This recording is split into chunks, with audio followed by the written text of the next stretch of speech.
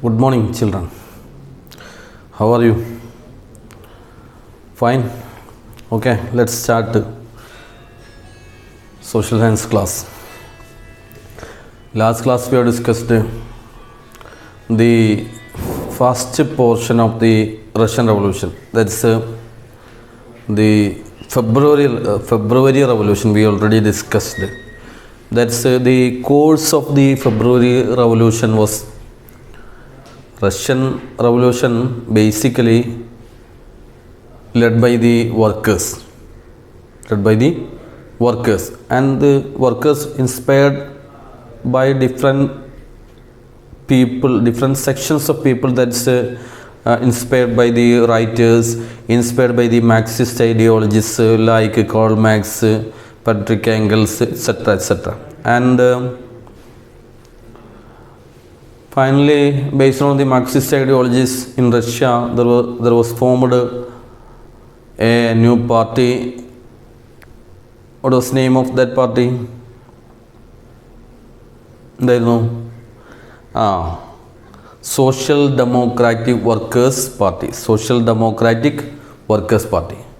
Then Social Democratic Workers Party split into two, Bolsheviks and Mensheviks. Then ഒരുപാട് സംഭവ വികാസങ്ങൾ ഉണ്ടാകുന്നു. അവിടെ റഷ്യയിൽ വലിയ ഫുഡ് ഷോർട്ടേജ് ഉണ്ടാകുന്നു. Russia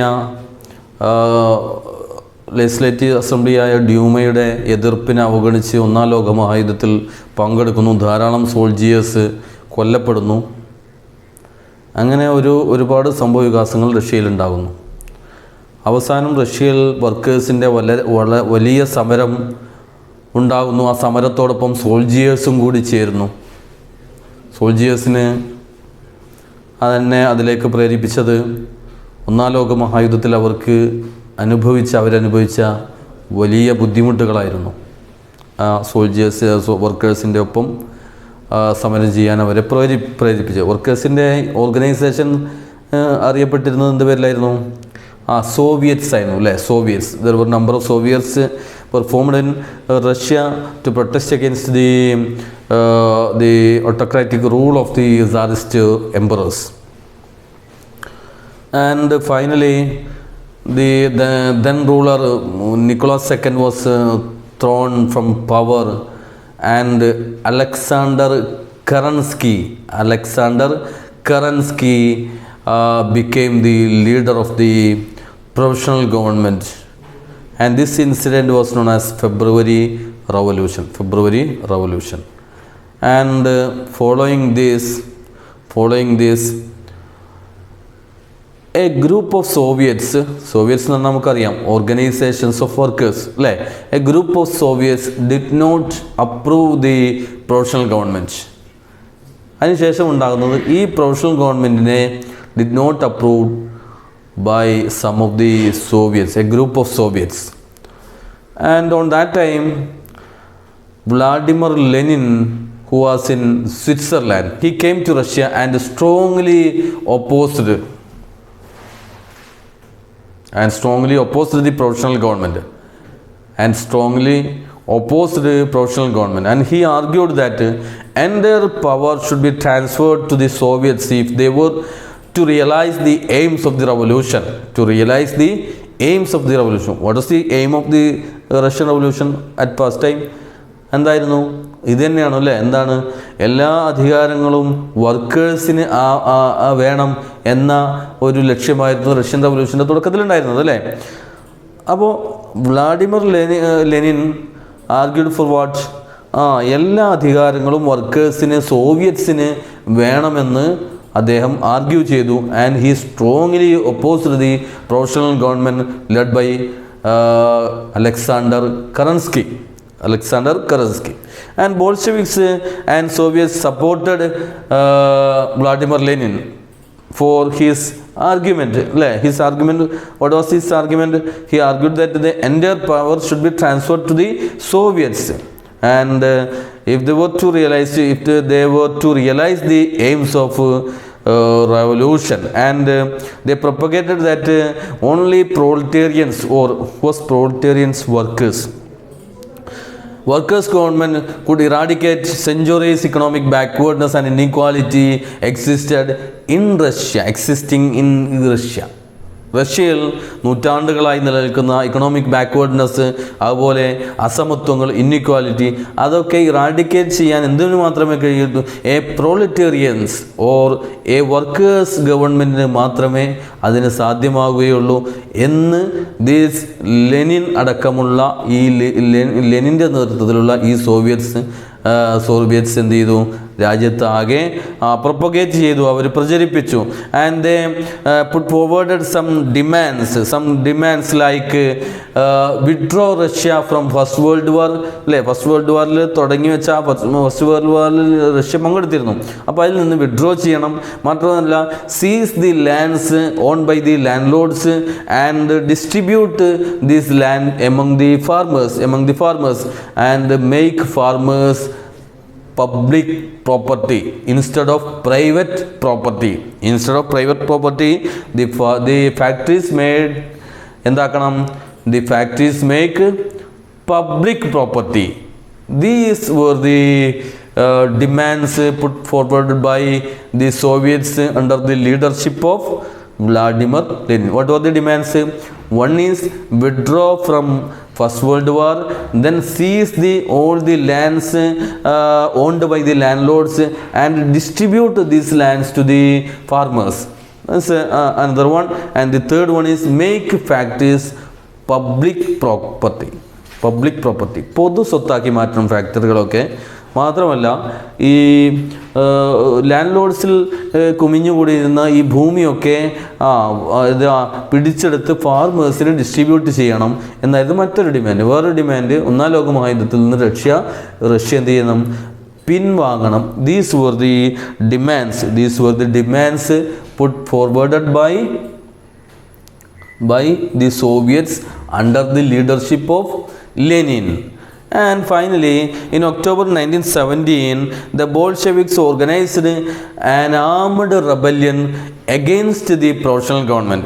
All these were against the provisional government, led by Alexander Kerensky. കറൻസ്കിയുടെ നേതൃത്വത്തിലുള്ള ഈ സാറിസ്റ്റ് റൂളേഴ്സിനെ അട്ടിമറിച്ചുകൊണ്ട് കറൻസ്കിയുടെ നേതൃത്വത്തിൽ വന്ന പ്രൊവിഷണൽ ഗവൺമെൻറ്റിനെതിരായിട്ടായിരുന്നു ഈ സമരം. നേരത്തെ കഴിഞ്ഞത് February revolution, that was against the Tsarist rulers by the Soviets led by Alexander കറൻസ്കിയുടെ നേതൃത്വത്തിലുള്ള സോവിയറ്റ്സ് ആണ് സാറിസ്റ്റ് റൂളേഴ്സിനെ പുറത്താക്കുന്നത്. That portion of the revolution was called February revolution. അതിനുശേഷം a group of Soviets strongly opposed the provisional government especially under the leadership of Vladimir Lenin. ആ സമയത്ത് ഫെബ്രുവരി revolution സമയത്ത് Lenin എവിടെയായിരുന്നു? എവിടെയായിരുന്നു? In Switzerland. അവിടുന്ന് മടങ്ങി വന്നതിന് ശേഷം came to Russia. He opposed the provisional government and demanded these demands and argued for these demands. So one is withdraw from First World War and seize the lands owned by landlords and distribute these lands among the farmers and make all the factories public property instead of private property. These are the demands. And in October 1917, Bolsheviks organized an armed rebellion. ഒരു എന്താ പറയുക, സായുധ വിപ്ലവം സംഘടിപ്പിച്ചു. Organised armed rebellion against provisional government.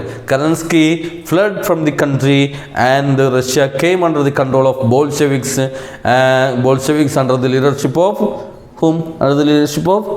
Vladimir Lenin. ഈ armed റെബല്യന് ശേഷം എന്തായി? കറൻസ്കിക്ക് അധികാരം നഷ്ടപ്പെട്ട് അദ്ദേഹത്തെ നാടുകടത്തപ്പെട്ടു. റഷ്യയിൽ നിന്ന് നാടുകടത്തി ആരായി? ബോൾഷെവിക്സ് എന്ത് ചെയ്തു? അധികാരം പിടിച്ചെടുത്തു. This event through which the Bolsheviks attained the power, and this revolution or this portion of the revolution is called October Revolution as per the Russian calendar. എന്താ അങ്ങനെ പറയാൻ കാരണം? Russian calendar behind from the some days in international calendar അല്ലേ. International കലണ്ടറിന് കുറച്ച് പുറകിലാണ് Russian calendar ഉണ്ടായിരുന്നത് ആ കാലഘട്ടത്തിൽ. അപ്പോൾ അതുകൊണ്ട് this revolution is called October revolution. Actually ഇത് ഏത് മാസത്തിലായിരിക്കും ഇൻ്റർനാഷണൽ കലണ്ടർ പ്രകാരം? നവംബർ മാസത്തിലായിരിക്കും അല്ലേ. As per the October Russian revolution this incident was takes place in the month of October, and so this revolution is called October Revolution. Subsequently, a convention of the Soviets was held and a cabinet was formed with Lenin as its head, and following this incident or this revolution എന്തായി? ലെനിൻ്റെ നേതൃത്വത്തിൽ ഒരു cabinet ചേരുകയും ആ ക്യാബിനറ്റിൽ ചില തീരുമാനങ്ങൾ അവർ എടുക്കുകയും ചെയ്തു. These were these results of Russian revolution. These are the results of Russian revolution. What are them? Russia withdrew from the first world. That was one of the demand put forward by Lenin and Soviets അല്ലേ. എന്താണ്? ഒന്നാം ലോക മഹായുദ്ധത്തിൽ നിന്ന് പിൻവലിക്കണം അല്ലെങ്കിൽ പിൻവാങ്ങണം എന്നായിരുന്നു one of the demand. And ഇത് തന്നെയാണ് ഒന്നാമത്തെ മറ്റൊരു റിസൾട്ട് എന്ന് പറയുന്നത്. എന്താ result? Russia withdrew from the first world war, then seized out the land and distributed among the peasants or the farmers. Another result അല്ലേ. farmer landlordsൽ നിന്ന് seized out all the land and distributed among the peasants, and gave importance to public sector, gave importance. All these are the demands of this Bolsheviks, and gave importance to public sector, introduced centralized planning അല്ലേ. centralized planning USSR one of the contribution അല്ലേ. centralized planning achieved develops in field of science, technology and economy, and new constitution came to force in the year 1924.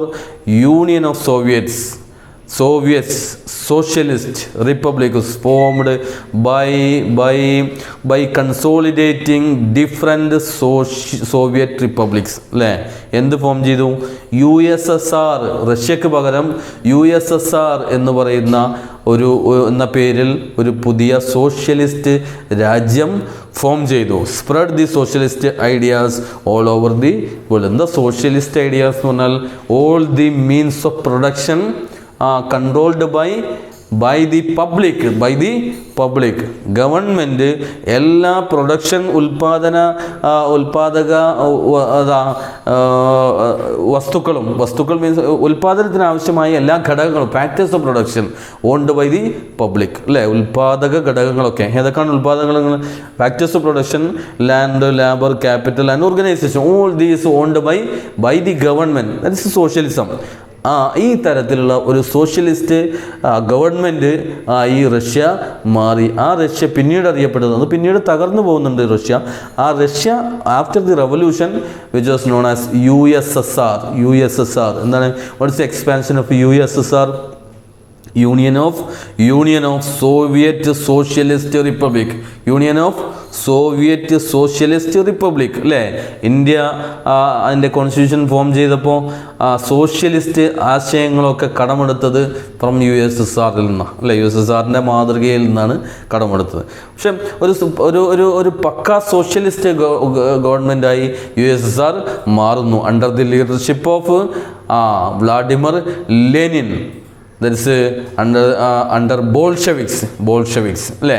after October Revolution. These were the results of Russian Revolution. What are the results of Russian Revolution? Russia withdrew from the First World War, seized out the land from the lords and distributed among the peasants or farmers, gave importance to public sector, introduced centralized planning, achieved develops in the field of science, technology and economy. New constitution came into force in the year 1924. Union of Socialist Soviet Socialist Republic was formed by consolidating different Soviet republics and spread the socialist ideas all over the world. This is the Russian Revolution. Okay, clear? Okay, thank you.